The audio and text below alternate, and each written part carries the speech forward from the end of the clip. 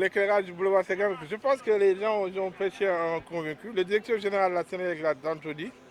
Ce boulevard devait, normalement, s'il n'y avait pas les travaux qui étaient prévus, nous avions prévu de mettre des lampadaires solaires.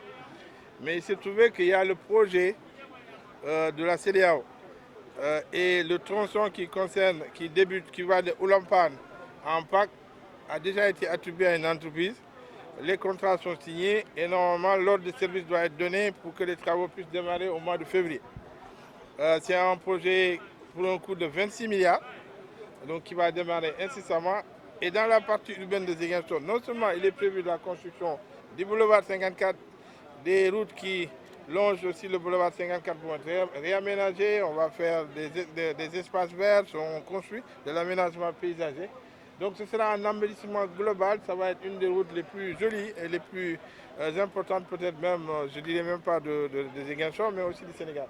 Et dans ce projet, il est prévu un volet éclairage public sur 8 km, c'est-à-dire 4 km de part et d'autre. Les deux côtés seront éclairés avec un éclairage ultra moderne.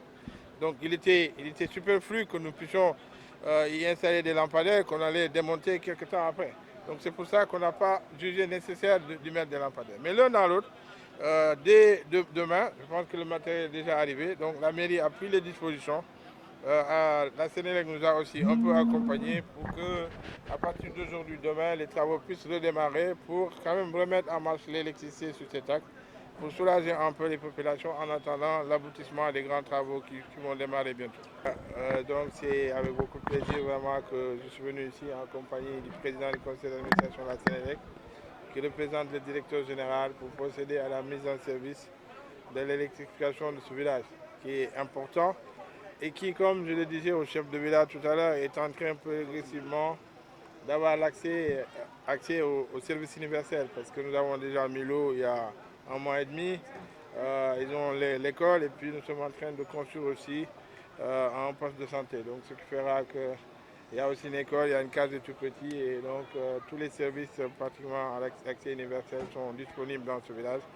Et je considère que cela est une action importante et qui va en tout cas améliorer sensiblement les conditions de vie des populations qui habitent ce village, mais aussi qui habitent la zone.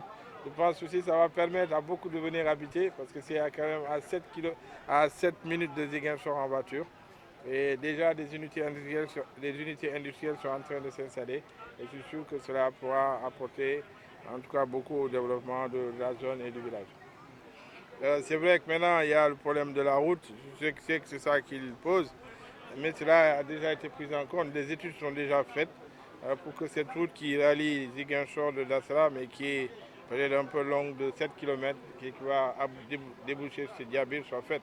Mais ça, déjà, la route a déjà fait les études, les travaux sont déjà entamés et je suis sûr que d'ici quelques années, je ne veux pas promettre, mais je suis sûr que cette route sera faite, même si ce n'est pas vraiment une priorité parce que par la route, par RN20, on peut arriver en moins de 10 minutes à Dar es Salaam en partant de Ziguinchor.